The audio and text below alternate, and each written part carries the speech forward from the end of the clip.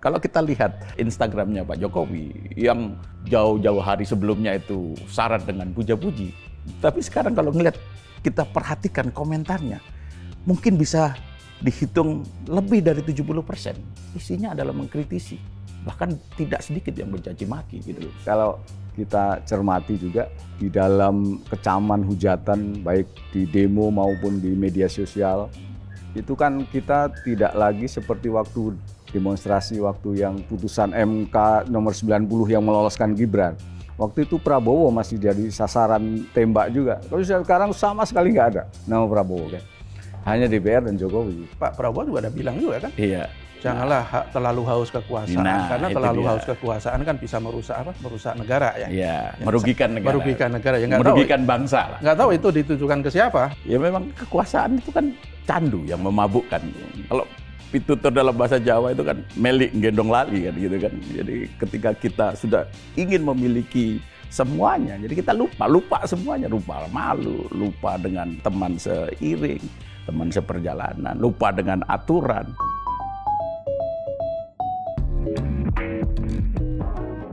Halo Sobat Media Indonesia, salam sehat dan selalu semangat. Jumpa lagi bersama kami dalam program Ordal, obrolan mendalam bersama orang-orang dalam. Ada Mas Jaka Budi Santoso. Selamat sehat. Salam sehat Mas. Apa kabar Mas Jaka? Alhamdulillah. Nggak ikut demo kemarin? Masih ada ya?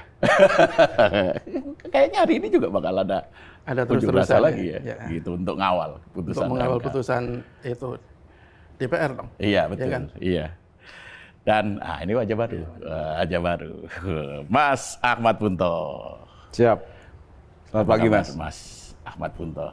Ini penguasa yang menggerakkan jurnalis-jurnalis media Indonesia ke lapangan. Gimana Mas? Alhamdulillah. Sehat.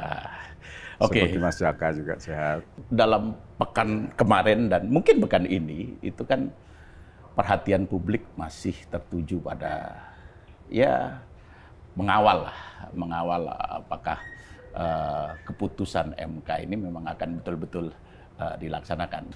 Nah, saya mau balik lagi ke situasi seminggu yang lalu ya, ketika terjadi gejolak, ada gerakan unjuk rasa yang begitu masif sebenarnya kan, tidak hanya di darat tetapi juga di dunia maya, iya kan. Nah, saya melihat terutama dari gerakan mahasiswa yang setelah sekian lama ya kita bisa rasakan ya tidak begitu bergairah untuk berunjuk rasa. Kemarin itu tiba-tiba terjadi di mana-mana, di berbagai kota, tidak hanya di Jakarta, di Makassar, di Surabaya, Jogja dan sebagainya. Pemicu yang sebenarnya itu apa, Mas? Ya kalau menurut saya rakyat itu sudah melihat para penguasa ini sudah keterlaluan ya.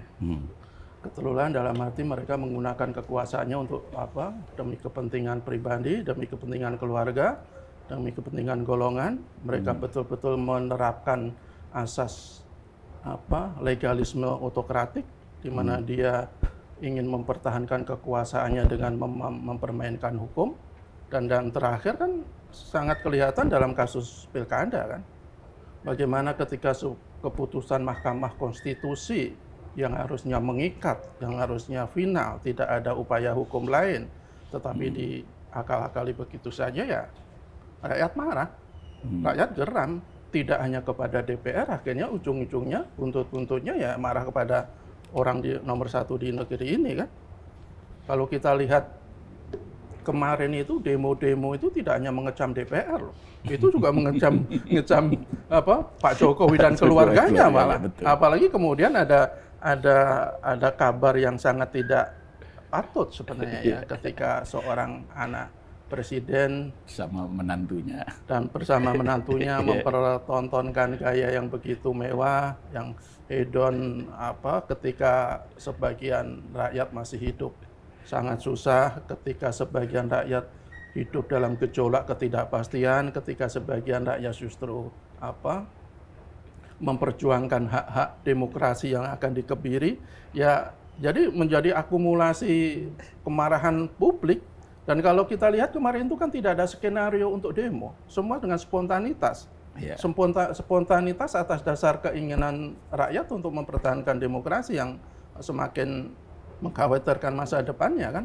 Jadi kalau kemudian ada demo besar, guru besar, dosen, akademisi, tokoh-tokoh bangsa, kemudian juga mahasiswa, kemudian bersatu padu, ya menurut saya itu sebuah kesadaran yang akhirnya ya lama-lama akan timbul kan, ketika perlakuan pemegang kuasa itu dianggap keterlaluan, kebabalasan, ya pasti rakyat tidak akan tinggal diam.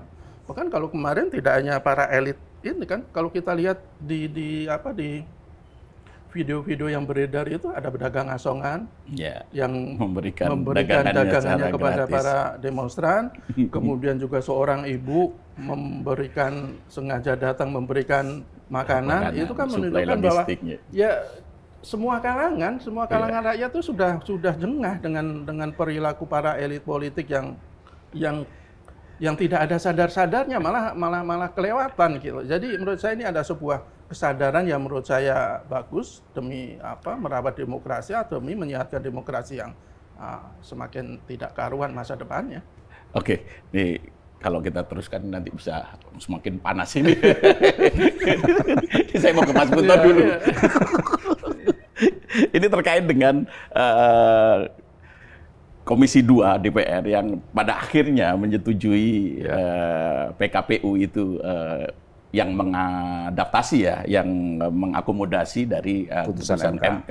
Nah, yang mau saya tanyakan pada Mas Punto ini, Mas sebenarnya masih ada celah bagi DPR ini untuk mengubah atau memainkan putusan dari MK? Saya kira sudah agak sulit ya untuk memainkan, karena apalagi setelah kesepakatan kemarin di DPR, malamnya PKPU sudah resmi menetapkan PKPU-nya itu. Jadi saya tidak tahu apakah ada celah lain lagi selain PKPU yang bisa dimainkan DPR, yang hanya waktunya kan hari Senin ya, karena tanggal 27 hari Selasa sudah mulai pendaftaran.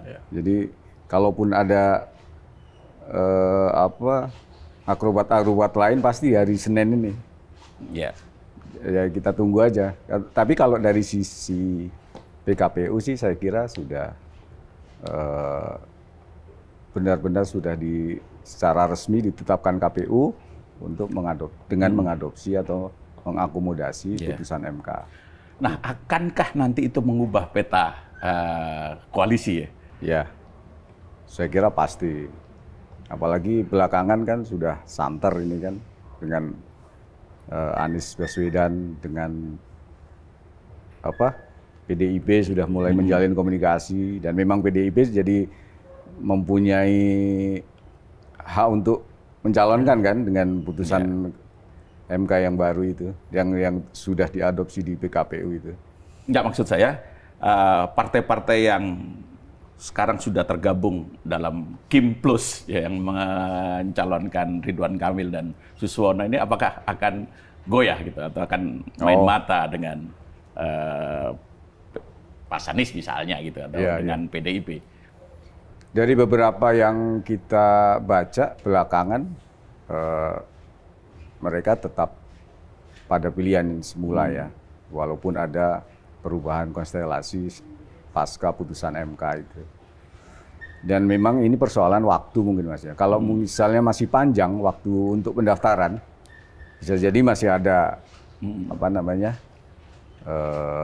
pembicaraan sana sini yang mungkin akan mengunggah konstelasi, tapi waktunya terlalu singkat ini. Jadi walaupun politik dalam waktu sesingkat apapun bisa terjadi perubahan ya, tapi dari beberapa statement yang kita baca kan sepertinya ya Kim Plus tidak akan di Jakarta ya, tidak akan berubah, tidak akan berpisah, gitu, terpecah, dan mungkin lawannya satu-satunya ya mungkin dari calon dari PDIP kalau di Jakarta ya. Yang menarik sebenarnya kan di Banten juga ya. Ya. Di Banten itu kan Ini menarik. Kader Golkar dicalonkan oleh PDIP. Kader Golkar dicalonkan PDIP karena Golkarnya tidak merekomendasi dia untuk pencalonannya. Nah, itu menarik saya kira juga selain di Jakarta karena nasib Airin di Banten dan Anies di Jakarta ini sebenarnya hampir sama ya. Tapi yang menarik di Banten, Airin adalah kader Golkar, sementara Anies kan bukan kader siapa-siapa. Non partai. Iya. Itu sih saya kira. Iya. Dan memang sekarang sepertinya PDIP kan mendapatkan energi yang begitu luar biasa kan, dan kemarin kan sudah menjalin komunikasi kan, Anies yang datang ke kantornya DPD PDIP ya di Cakung. Ya kita tunggu saja. Kan saat kita taping ini katanya rencananya hari ini hari Senin ini PDIP akan mengumumkan calon yang bakal mereka usung. Gitu. Langsung diumumkan Mega ya kalau nggak salah. Iya, tentu Mega yang akan. Nah ini saya balikin lagi, saya mau manasin Mas Jaka lagi nih. Panas-panas. Soal bangkitnya gerakan mahasiswa. Yang ya kita tahulah beberapa tahun belakangan ini kan daya kritisnya menurun kan Mas. Kemudian ada satu pemicu yang begitu besar gitu. Tadi saya sudah sebutkan tidak hanya di darat, tetapi juga di dunia maya gitu kan. Dan tadi Mas Jaka sudah jelaskan, yang menjadi sasaran kemarahan atau yang menjadi sasaran unjuk rasa bukan hanya DPR, tetapi juga episentrumnya ke istana. Gitu. Mengapa demikian? Ya karena kan rakyat, atau kalau kita tidak bisa mengatasnamakan semua rakyat ya, sebagian rakyat yang menganggap permainan di DPR itu kan salah satunya kan terkait dengan kepentingan epicentrum kekuasaan kan, keluarga Pak Jokowi. Kan sebenarnya ada dua pertanyaan mendasar kenapa kemarin DPR dalam tanda kutip membangkang putusan MK kan. Pertama adalah apa yang dilakukan DPR itu untuk apa, dan yang kedua buat siapa. Kalau untuk apa kan banyak yang menganggap bahwa dengan membangkang putusan MK, DPR yang harus kita katakan didominasi oleh kekuatan Kim Plus, itu kan salah satunya untuk menjegal Anies Baswedan di DKI Jakarta. Nah, itu salah satunya. Bisa juga ada anggapan untuk meninggalkan salah satu partai besar agar mereka sendirian. Kalau buat siapa ya bisa jadi apa yang dirasakan oleh masyarakat itu ya benar adanya, bahwa salah satunya itu untuk putra Pak Jokowi, Kaisang. Kalau kita lihat dari sekian ratus atau mungkin sekian ribu calon wakil gubernur atau gubernur, wakil gubernur sampai calon wali kota atau wakil wali kota, sepertinya hanya Kaisang yang umur 30 tahun nanti akhir Desember. Jadi itu yang akhirnya menjadikan publik itu betul-betul ya sudah habis kesabarannya kan. Ketika dulu Gibran menjadi cawapres itu kan sebenarnya juga mendapatkan resistensi luar biasa, tapi kemudian kan bisa diredam karena permainan politik di belakangnya, tetapi ini kan tidak bisa diredam. Rakyat sudah marah, sudah jengah, sudah geram dengan apa yang dilakukan oleh para elit-elit politik yang kalau orang Jawa itu ya ngono ojo ngono, tapi ini kan kebablasan kan. Ketika anaknya sudah menjadi cawapres, kemudian wapres terpilih, kemudian ada menantunya menjadi wali kota, kemudian menjadi calon gubernur, putra bungsunya juga harus mendapatkan jalan yang begitu lempang dengan mengakal-akali hukum demi mendapatkan kekuasaan. Ini yang menurut saya publik sudah tidak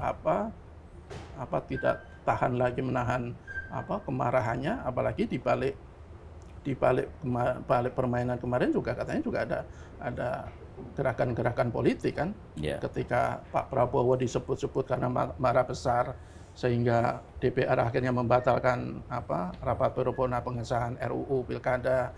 Kemudian juga belakangan malah ada isu, ada hubungan yang semakin retak antara Pak Prabowo dan Pak Jokowi, meskipun kemudian dibantah. Ada juga yang menganggap bahwa Pak Prabowo itu tidak mau terus berada di bawah bayang-bayang Pak Jokowi karena dia tidak ingin mewarisi beban pemerintahan lama, karena tinggal 2 bulan lagi dia akan menjadi presiden. Jadi isu-isu seperti ini menjadi akumulasi, dan akhirnya ya kita semua tahu akhirnya DPR menyerah. Pilkada ketentuan pilkada dibuat berdasarkan rekomendasi atau putusan MK, dan menurut saya ini adalah paling tidak kita bisa menyelamatkan demokrasi yang semakin buruk kalau kemarin DPR tetap bersikukuh dengan keputusannya. Jadi ada di satu sisi kita bersyukur bahwa pilkada paling tidak nanti akan tetap demokratis, tetapi di sisi lain ya kita juga melihat bahwa elit-elit politik itu sepertinya kok menganggap rakyat itu bodoh. Seperti bodoh gitu. Selama ini mungkin dia merasa rakyat itu dia apain aja manut kan? Ya kan mulai dari awal, mulai dulu undang-undang KPK. Meskipun ada demo besar-besaran, tetapi akhirnya tidak ada hasilnya. Kemudian undang-undang omnibus cipta kerja, begitu demo di mana-mana, akhirnya juga tetap jalan. Kemudian kekuasaan di MK waktu itu dengan menabrak etika dan moral untuk meloloskan anaknya Pak Jokowi. Demo juga, tetapi akhirnya juga ya mungkin menganggap rakyat bisalah kita mainkan lah. Kita main-mainkan. Perhitungan itu meleset kan. Jadi kalau Tan Malaka itu kalau tidak salah pernah bilang begini, secepat apapun kejahatan itu berlari, ya kebaikan pada akhirnya akan mengejarnya juga. Mungkin inilah apa yang dikatakan Tan Malaka itu yang menemukan itu kan memang benar ya. Jadi begitu putusan MK, terus tiba-tiba DPR menggelar rapat di Badan Legislasi. Dan mungkin kan banyak yang bilang ini kan tercepat dalam sepanjang sejarah. Bahkan tidak hanya di Indonesia, mungkin di dunia 7 jam rapatnya, kemudian akan disahkan dalam rapat paripurna. Itu kalau tidak ada kepentingan tertentu kan, ya secara logika tidak mungkin. Apakah hanya demi menegakkan demokrasi lah atau konstitusi? Padahal itu kan menabrak konstitusi dan demokrasi kan. Masa DPR begitu? Dan kebetulan kan memang DPR ini punya satu senjata yang selama ini didiamkan, digantung, yaitu surat presiden terkait surpresnya yang revisi undang-undang pilkada, atau tepatnya RUU atas perubahan keempat undang-undang pemilihan gubernur, wali kota, bupati gitu. Itu kan digantung dari Januari. Digantungnya karena pada Februari kan sebenarnya RUU itu semangatnya awalnya kan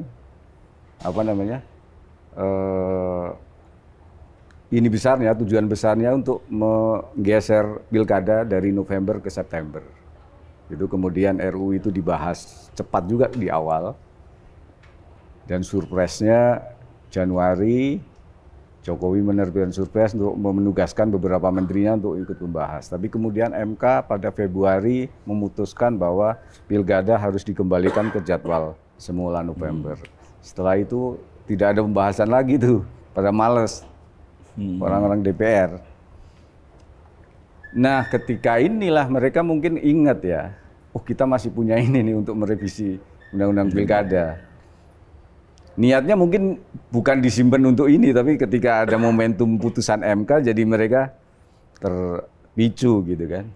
Kita masih punya ini nih, bisa kita bahas. Walaupun memang kemudian terjadi keanehan-keanehan tadi, termasuk yang dibilang Mas Jaka soal pembahasan yang sangat kilat, ya kan?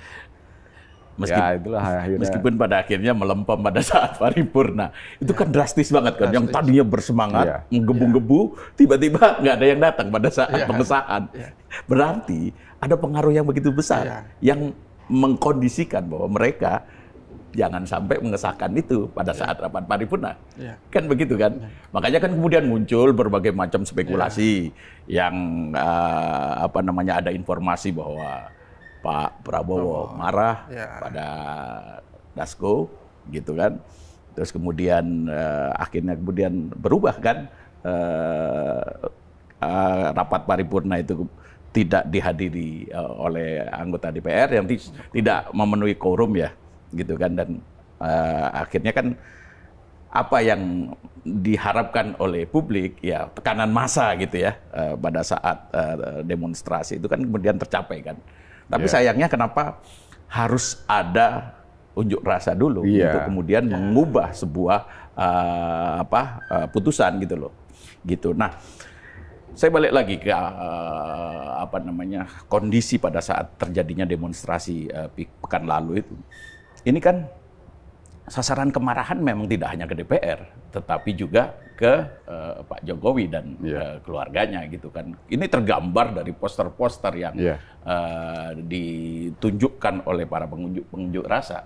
Juga tergambar pada media sosial. Tagar-tagar kan ada tolak politik dinasti, itu gila loh. Itu trending sampai berhari-hari. Terus kemudian kawal konstitusi, bahkan termasuk ada juga tagar Mulyono juga sempat trending juga kan. Gitu. Nah, pertanyaan saya, mengapa sasarannya tadi ke Mas Jaka sudah, ke Mas Punto nih, mengapa sasarannya ke Pak Jokowi? Ya jangan lupa Mas, dalam putusan MK itu kan ada dua, nomor 60 dan 70. Ya. Saya lupa yang mana ya. Salah satunya, ya mungkin yang 60 itu soal 60 itu ambang batas pencalonan. Nah, yang 70 itu soal syarat usia pencalonan. Di poin yang 70 inilah kaitannya kalau kita mau kaitkan ke keluarga Pak Jokowi. Karena sangat terasa sekali bahwa apa yang diputuskan di balik sebagai draft ini, revisi undang-undang pilkada itu kan mengembalikan ke putusan Mahkamah Agung yang bahwa syarat usia itu 30 tahun saat pelantikan. Pelantikannya mungkin di Januari atau di Februari. Itu kan sangat kentara bahwa menunggu umur Kaisang 30 yang dia 30-nya Desember. Jadi dari putusan MK yang kemudian mau dianulir sama undang-undang pilkada itu aja sudah kaitannya sudah sangat erat bahwa ini memang sasarannya nggak cuma si DPR yang membahas tapi juga si objeknya kan. Objeknya ini kan kita bisa sebut Kaisang sebagai salah satu objek lah. Karena objek dari putusan nomor 70 itu gitu. Jadi makanya kan menarik kan sebenarnya kalau kita cermati juga di dalam kecaman hujatan baik di demo maupun di media sosial. Itu kan kita tidak lagi seperti waktu demonstrasi waktu yang putusan MK nomor 90 yang meloloskan Gibran. Waktu itu Prabowo masih jadi sasaran tembak juga. Kalau sekarang sama sekali nggak ada nama Prabowo. Hanya DPR dan Jokowi. Itu ya memang artinya kemarahan orang itu sudah mengerucut pada pihak Pak Jokowi yang sangat kentara betul memang sedang membangun dinasti gitu kan. Ya, saya kira itu kaitannya makanya kenapa tidak hanya DPR yang dihajar tapi juga Presiden Jokowi dan keluarganya. Iya. Dan kalau kita buka Instagramnya Pak Jokowi, ini fakta terbuka ya. Kita bisa lihat ini, kita bisa akses. Kalau kita lihat Instagramnya Pak Jokowi yang jauh-jauh hari sebelumnya itu syarat dengan puja-puji. Tapi sekarang kalau ngelihat, kita perhatikan komentarnya, mungkin bisa dihitung lebih dari 70%. Isinya adalah mengkritisi. Bahkan tidak sedikit yang mencaci maki. Gitu. Saya mau bacakan aja. Ya meskipun juga ada juga yang berkomentar positif.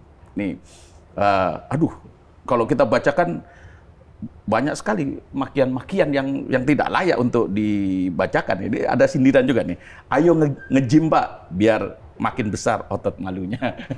Itu di-like oleh 34.057 orang. Gitulah, 57.000 pengguna Instagram. Gitu. Kemudian ada juga yang bilang, oh ini 99% hujatannya isinya komennya isinya hujatan semua, gitu. Tapi ada juga yang, ya supaya fair, ada juga yang berkomentar membela Pak Jokowi. Pada aneh kenapa harus nyalain presiden sih, gitu. Meskipun yang nge-like komen ini cuma 176, adanya tidak sebanding kalau kita bandingkan dengan yang mengkritisi gitu loh. Nah, Mas Jaka, apakah ini menunjukkan bahwa popularitas Pak Jokowi atau kecintaan publik pada Pak Jokowi atau rakyat pada Pak Jokowi itu memudar? Kalau soal kecintaan atau popularitas mungkin kita masih bisa masih kita bicarakan ya, karena kan kadang orang kita itu kan anomali juga kan. Ya kalau kita lihat hasil survei kemarin orang 70% lebih yang puas. Ya bisa jadi ini ya sekali lagi yang sebagian rakyat lah kalau saya bisa katakan ya, sebagian rakyat semakin menganggap Pak Jokowi itu tidak populer, tidak layak untuk dijadikan pemimpin oleh sebagian rakyat, kan berpandangan seperti itu. Dan kalau kita lihat belakangan kenapa semakin kejam, bahkan kalau kita bisa katakan begitu, ya karena kan selain masalah kasus pencalonan Kaisang kan akhirnya merembet-rembet ke soal gaya hidup keluarga Pak Jokowi. Itu yang membuat orang semakin marah kan. Betul. Itu menjadi sasaran kemarahan, Mbak. Mantunya Pak Jokowi mengupload kegiatannya di Amerika, balik jendela sewa pesawat pribadi yang harganya biayanya sekitar 9 miliar, ya kan? Terus kemudian beli roti yang harganya 400.000, beli stroller yang berapa puluh juta waktu itu kan. Jadi rakyat semakin menganggap begini, apa yang dikatakan sebelumnya itu memang tidak sesuai dengan kenyataan. Mungkin kita bisa flashback ke 2014, waktu itu kan gaya kampanye Pak Jokowi kan menawarkan kesederhanaan kan, di poster kalau kita lihat kan. Iya, bajunya harganya berapa, celana berapa. Saya masih ingat tuh, sepatunya harganya 160.000, celananya 110.000, bajunya 100, perhiasan ditulis juga tidak memakai perhiasan. Terus judulnya jujur, merakyat, sederhana. Tapi kan memang Pak Jokowi seperti itu. Ya tapi keluarganya itu dia. Kan begitu. Kan tidak bisa kita bicara Pak Jokowi secara pribadi. Seorang presiden itu tidak bisa hanya seorang presiden, tapi keluarganya itu juga pasti akan menjadi sorotan. Bahkan sebelumnya kan kalau kita lihat ya istrinya Gibran itu juga beberapa kali menjadi sorotan publik kan. Tasnya juga yang mewah-mewah yang harganya puluhan juta, kemudian juga yang lain-lain, bahkan terakhir itu kan Bobi menantunya Pak Jokowi kan juga disebut-sebut bukan terlibat ya, tapi disebut-sebut dalam sebuah kasus dugaan korupsi kan. Jadi ini menunjukkan bahwa sebagian publik yang mungkin dulu mencintai Pak Jokowi, memuja Pak Jokowi, saya yakin akan semakin banyak yang berbalik sikap. Nggak usah jauh-jauh lah, beberapa teman saya itu sekarang yang menganggap Pak Jokowi itu sebagai pokoknya dia katanya pernah dia bilang salah satu dosa besar saya adalah mendukung Pak Jokowi katanya. Ya ada yang bilang begitu. Jadi menurut saya tidak salah juga kan ketika ada orang-orang yang kemudian bersikap seperti itu, karena mereka selama ini dalam tanda kutip merasa ditipu kan. Bahkan kalau kita lihat Pak Gunawan Muhammad, dia bilang ini sudah keterlaluan kok. Bahkan dia bilang semestinya revolusi kan, tapi dia juga kalau revolusi kan pasti akan banyak kerugian, akan banyak korban. Jadi mungkin reformasi jilid 2. Jadi apa yang dilakukan oleh Kaisang bersama istrinya yang terbang ke Philadelphia yang kemudian memposting melalui jendela pesawat yang kemudian oleh netizen itu dibelejuti kan, terlihat bahwa itu jendela pesawat private ya jenis Gulfstream kan gitu kan.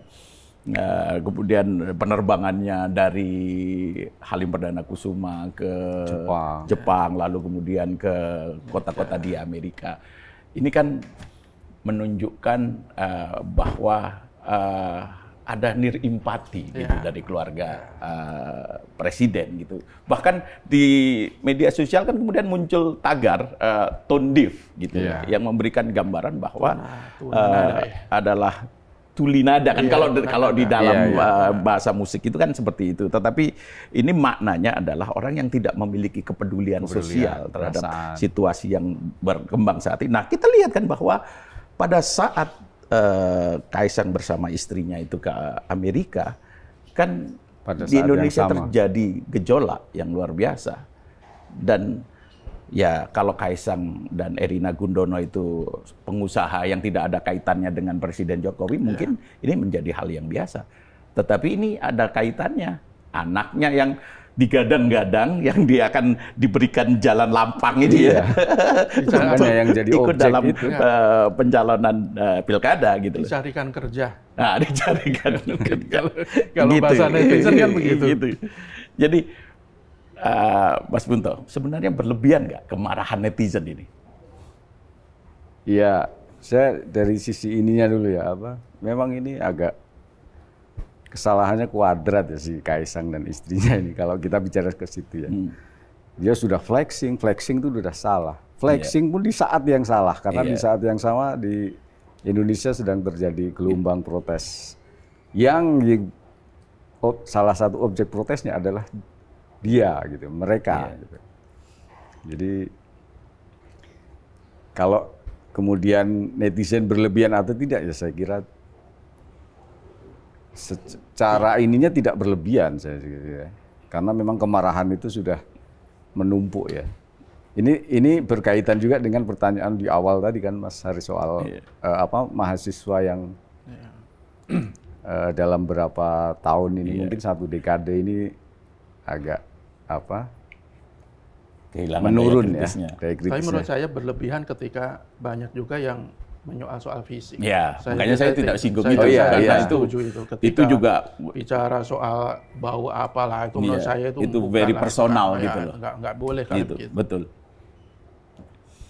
Ya, jadi kalau kita lihat lagi nih, lagi-lagi saya mau sebenarnya kalau saya membuka media sosial itu senang membaca komen-komen dari netizen karena itu menunjukkan gejala kan gitu kan. Nah, sama halnya dengan apa yang dialami oleh Erina Gundono ini, istrinya Kaisang, setelah dia flexing, setelah dia memposting perjalanannya ke Amerika dalam situasi yang terjadi gejolak di Indonesia gitu loh. Banyak sekali komen-komen yang nyinyirin dalam tanda kutip ya. Masih kuat nggak mentalnya? Itu sindiran. Kemudian mau daftar jadi tukang sembunyiin komen di akun ini dong gitu loh, karena memang serangannya banyak gitu. Nah, ini kan sebagai gambaran bahwa reaksi publik itu tidak bisa kita sembunyikan. Karena fasilitasnya ada, instrumen untuk menyampaikan reaksi itu disediakan gitu loh. Dan menurut saya ini kan bukan persoalan soal hidup mewah. Lebih dari itu sebenarnya ini dari mana? Sewa itu yang menurut saya yang lebih fundamental ya. Apakah benar Kaisang sendiri yang menyewa umpamanya? Apakah ada orang tertentu atau pihak-pihak tertentu yang menyewakan? Kalau itu kan bisa menjadi persoalan. Ketika dia memberikan gratifikasi ke keluarga presiden, itu kan bukan persoalan yang remeh-temeh, itu persoalan yang sangat serius. Kan tidak mungkin mereka memberikan, kalau benar yang memberikan jet pribadi dengan biaya sebegitu besar, tidak ada udang di balik batu. Dan ini menimbulkan tata kelola pemerintahan yang sangat buruk, meskipun itu dilakukan oleh keluarga seorang presiden. Jadi tidak hanya sekedar gaya hidup mewah yang menurut saya juga tidak patutlah dipamerkan oleh keluarga pejabat, apalagi dalam situasi yang tidak baik-baik saja seperti ini kan. Tapi lebih dari itu ya mesti diusut sebenarnya. Ini sebenarnya duit dari mana? Yang memberikan sewa itu siapa? Kalau di media sosial itu katanya ini kan salah satu perusahaan itu kan, perusahaan raksasa itu kan. Jadi ya bisa masuk gratifikasi kalau itu kan. Betul. Karena memberikan ke keluarga pejabat, meskipun Kaisang belum penyelenggara negara, belum pejabat, tapi kalau keluarga pejabat kan bisa menjadi konflik kepentingan, bisa menjadi korupsi untuk tujuan mendapatkan keuntungan. Jadi menurut saya juga tidak boleh didiamkan seperti ini. Itu kalau mau kan, harusnya sebenarnya diusut tuntas. Apakah ini hanya sekedar pemberian biasa? Ya menurut saya sih bukan pemberian biasa, pasti ada sesuatu di baliknya. Tapi hebat juga ya, kalau betul Kaisang itu karena berjualan pisang, bisa menyewa private jet. Sebenarnya kan persoalan Kaisang sama anaknya presiden soal ini kan sudah sangat lama disorot oleh sebagian publik kan. Karena kan waktu itu kan banyak juga banyak konglomerat yang akhirnya join ke keluarga anak-anaknya Pak Jokowi kan. Dan ya waktu itu kan banyak yang menduga ya kalau seorang konglomerat itu kan pasti ada sesuatu yang diinginkan kenapa dia kerjasama dengan keluarga presiden. Ya, nah hari ini juga muncul kan di platform X itu video 2023. Itu ada video ya Kaisang berserta Erina Gudono turun dari pesawat private tadi itu Gulfstream dengan menenteng tas, ada 2 tas langsung dimasukkan ke dalam mobil Alphard gitu kan. Dan itu kan juga memancing komen-komen dari netizen kan, karena terlihat bahwa itu memang Kaisang dan Erina Gudono gitu.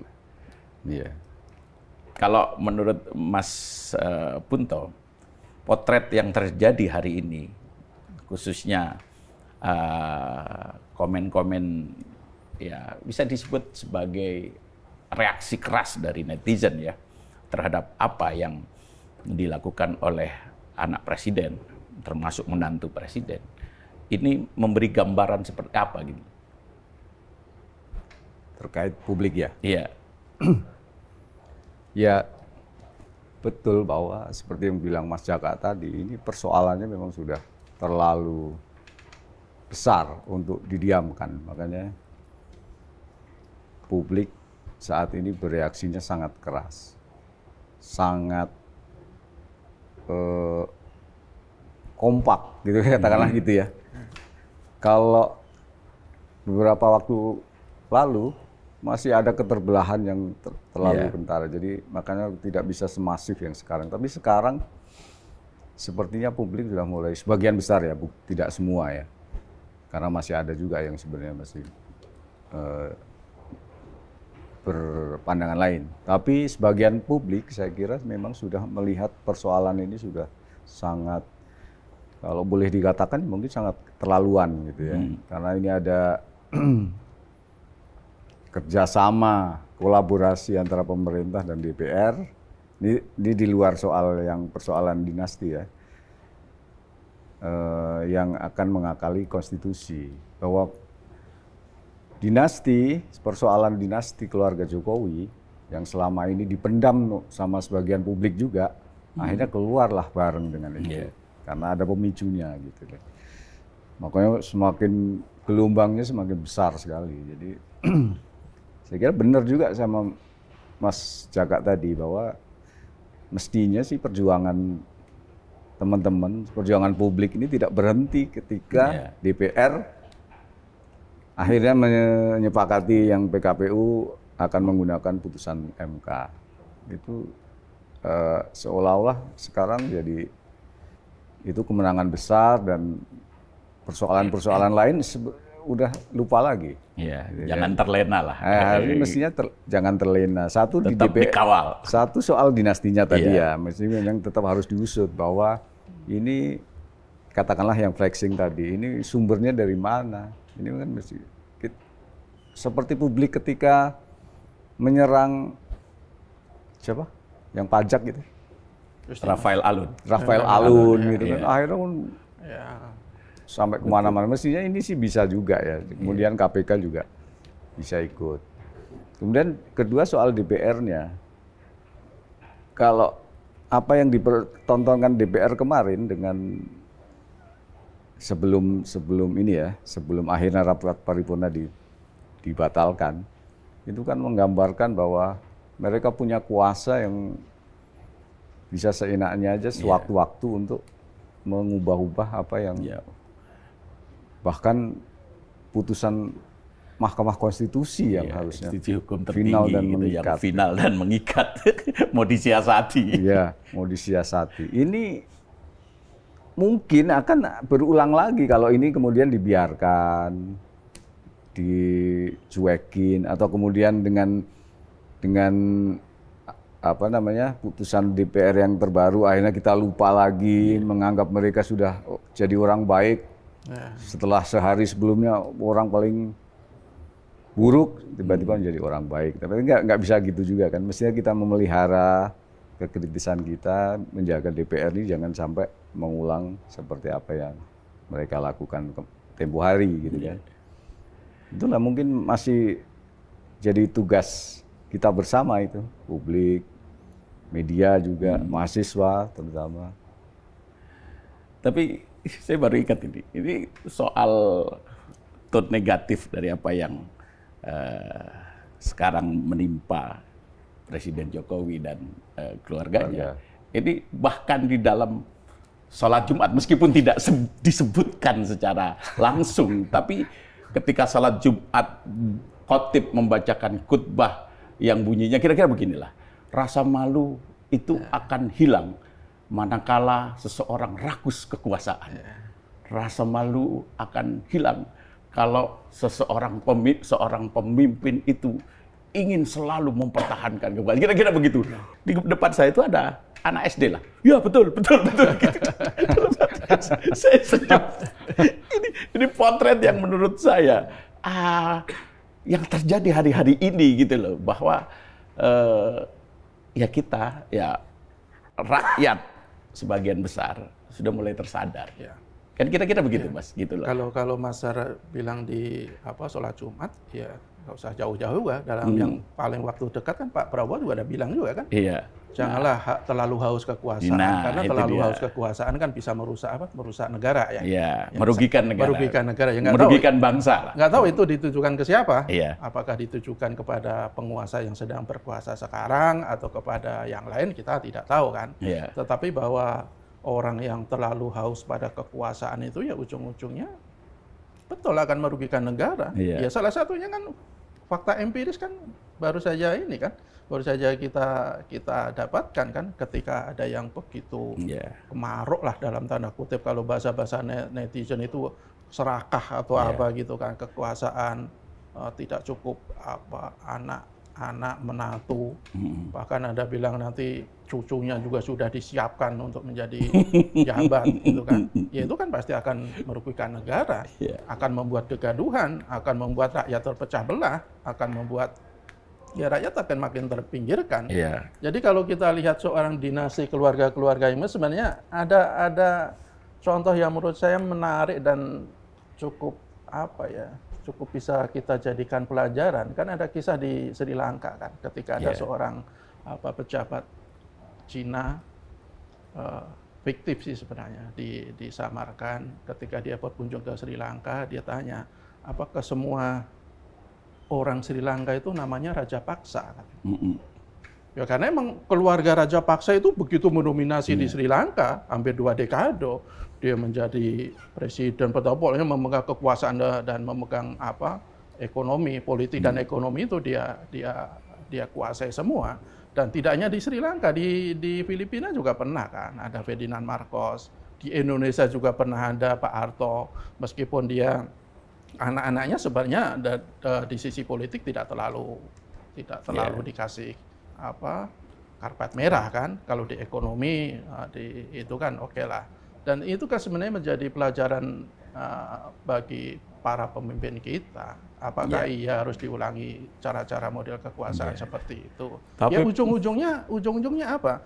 Di Sri Lanka rakyat marah. Iya. Di Filipina rakyat marah. Waktu Betul. Pak Harto, rakyat juga marah. Ya kalau sekarang rakyat marah dengan adanya model kekuasaan sekarang, ya menurut saya sih menurut saya sudah sunatullah lah kali ya. Sudah hukum alam, dan itu pasti akan terjadi. Dimanapun rakyat ketika kekuasaan hanya dimiliki oleh segelintir orang, sekelompok keluarga, pasti rakyat tidak akan terima. Iya. Baik di negara yang otoriter, apalagi di negara yang demokratis. Ya memang kekuasaan itu kan candu yang memabukkan. Kalau pitutur dalam bahasa Jawa itu kan melik gendong lali kan gitu kan. Jadi ketika kita sudah ingin memiliki semuanya, jadi kita lupa semuanya, lupa malu, lupa dengan teman seiring, teman seperjalanan, lupa dengan aturan. Kan seperti itu. Tapi balik lagi nih tadi soal pidatonya Pak Prabowo di dalam Kongres PAN ya itu ya, yang mengatakan bahwa penguasa yang haus pada kekuasaan itu akan merugikan bangsa. Ini kira-kira itu. Meskipun pasti kan kemudian orang berspekulasi menyimpulkan bahwa itu ditujukan pada Pak Jokowi. Nah, tetapi kan di akhir atau di bagian-bagian akhir dalam pidatonya kan Pak Prabowo juga menyebut bahwa hubungan beliau dengan Pak Jokowi tidak ada masalah. Beliau berterima kasih pada Pak Jokowi yang sudah menyiapkan transisi kekuasaan ini secara baik gitu kan. Nah, yang saya mau tanyakan sama Mas Punto, kira-kira Pak Prabowo ini akan berani nggak berbeda jalan dengan Pak Jokowi? Atau keluar dari bayang-bayang Pak Jokowi? Ya, ada dari pidato tadi itu Pak Prabowo yang soal haus kekuasaan. Kalau saya menangkap ada dua ini ya, dua kemungkinan ditujukan ke siapa omongan itu. Mungkin ke Jokowi. Mungkin juga untuk mengingatkan dia nanti yang akan datang. Jadi kalau memang kemungkinan kedua itu yang nanti terjadi ya, bahwa omongan dia itu untuk mengingatkan dia sendiri, dirinya sendiri ketika nanti memimpin di periode 2024-2029, artinya Pak Prabowo juga punya kesadaran penuh untuk melepas bayang-bayang Pak Jokowi.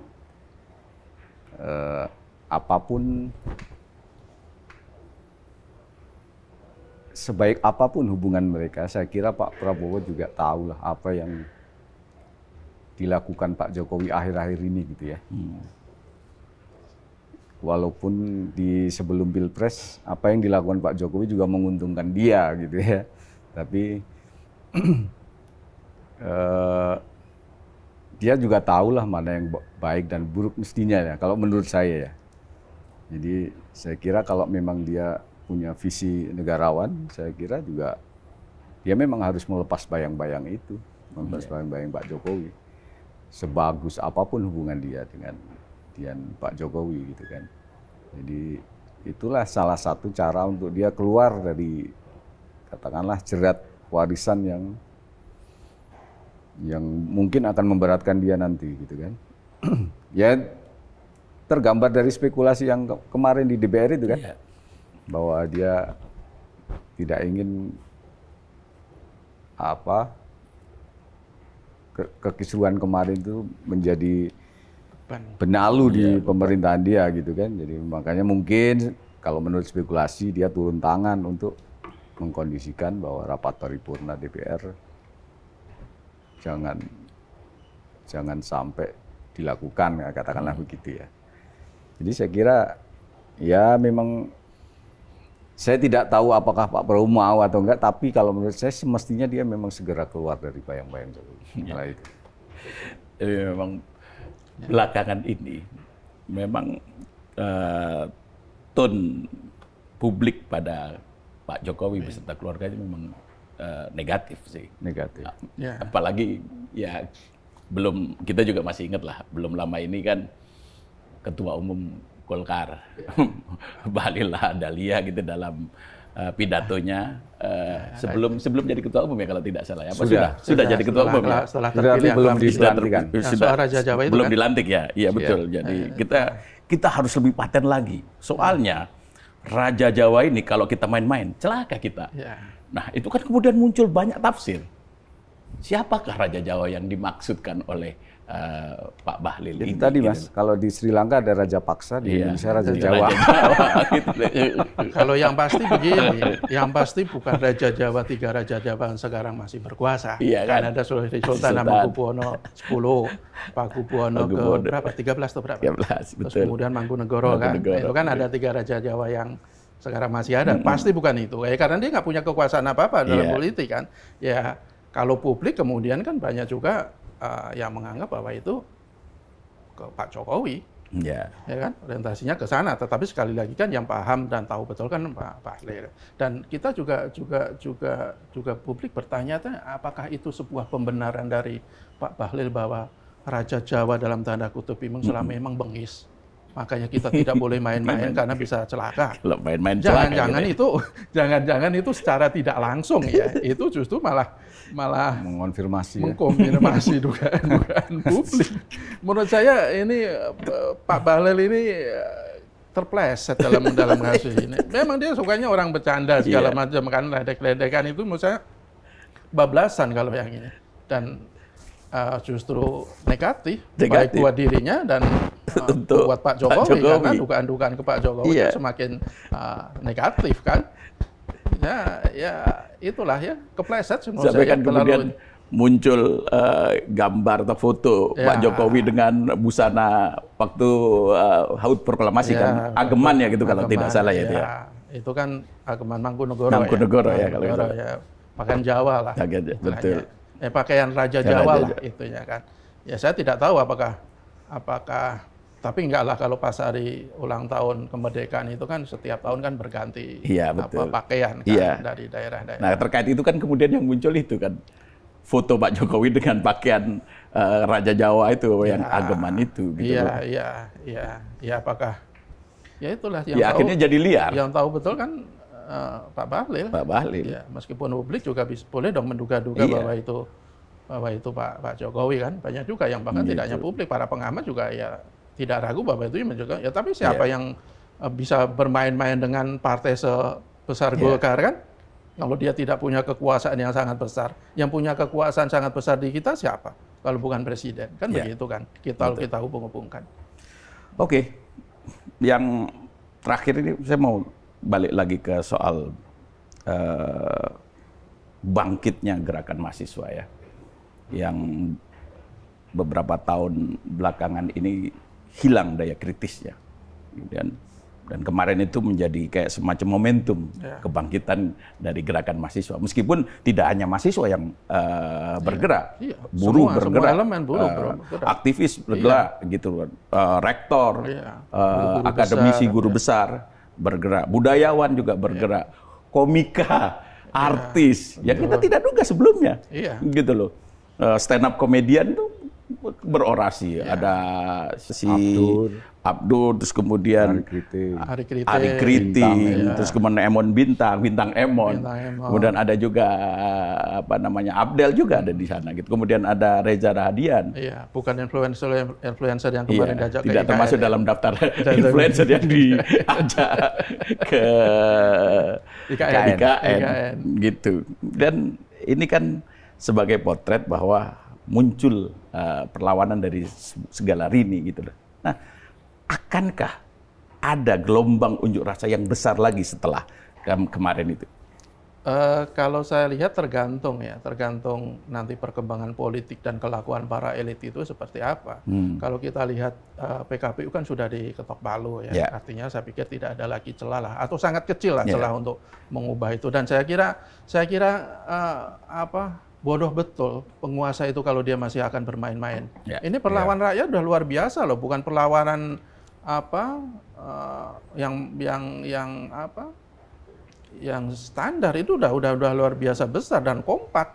Dan karena mereka menganggap yang terancam itu kan masa depan demokrasi kita. Beda ketika dulu waktu demo hasil Pilpres ya, sampai ada beberapa yang meninggal. Itu kan karena 2019 kan, itu kan tidak semuanya orang berunjuk rasa kan, itu ada kepentingan politik di situ. Kalau ini kan kepentingan demokrasi, kepentingan konstitusi. Jadi kalau penguasa itu masih bermain-main, ya menurut saya itu konyol menurut saya. Dan saya kira tidak akan terjadi demo-demo yang besar lagi selama tidak ada lagi pemicunya. Tetapi menurut saya proses pengawalan seperti ini atau perjuangan seperti ini tidak boleh berhenti. Ada banyak hal yang menurut saya juga tetap harus dikritisi, termasuk nanti di proses-proses pilkada kan. Bukan tidak mungkin elit-elit itu akan tetap menggunakan kekuasaannya untuk mengagulkan atau mendukung calon-calon tertentu. Tetapi ya hal itu sebenarnya kan juga terjadi juga di Pilpres dan pemilu kemarin kan. Kalau untuk memicu perlawanan yang lebih besar menurut saya tidak akan terjadi lagi sih. Tapi sampai saat ini tagar tolak politik dinasti, terus kemudian tolak pilkada akal-akalan, tolak tadi saya lihat itu ada hashtag peringatan darurat. Sampai hashtag Mulyono juga sampai sekarang terus menggema loh di platform X. Lain lagi mungkin kayak umpamanya di Jakarta umpamanya ya. Nanti ketika kelihatan publik itu merasa ada perlakuan tidak adil terhadap calon yang bukan diusung partai-partai penguasa, mungkin akan meletup lagi. Dan ini tinggal menunggu momentum aja. Ketika ada momentum tidak sebesar kemarin, momentum itu bisa meletup lagi karena rakyat betul-betul sudah cengah lah, sudah marah dengan situasi yang ada. Dan menurut saya penguasa tidak boleh main-main lagi lah. Intinya nih jangan melawan rakyat lah. Intinya sih menurut saya sih itu. Oke. Mas Bunta ada yang mau disampaikan lagi? Ya, kita juga memang perlu mengawal sampai pilkada ini proses tahapan selesai sampai perhitungan, karena kita jangan lupa juga bahwa masih ada potensi kemungkinan pola-pola yang dilakukan di Pilpres itu akan direplikasi dalam kaitan pemenangan seorang calon yang didukung oleh dalam tanda kutip penguasa ya. Mungkin bansos, mungkin pengerahan aparat, segala macam itu masih ada potensi untuk itu karena kan ini sekarang jadi calonnya bisa banyak. Ada satu daerah misalnya yang tadinya tinggal calon tunggal dan sudah dicarikan bonekanya, sekarang jadi dapat lawan kuat. Artinya harus ada penetrasi ketika menjelang pemilihan. Ya, jadi mungkin sebagian yang dilakukan di Pilpres kemarin akan direplikasi.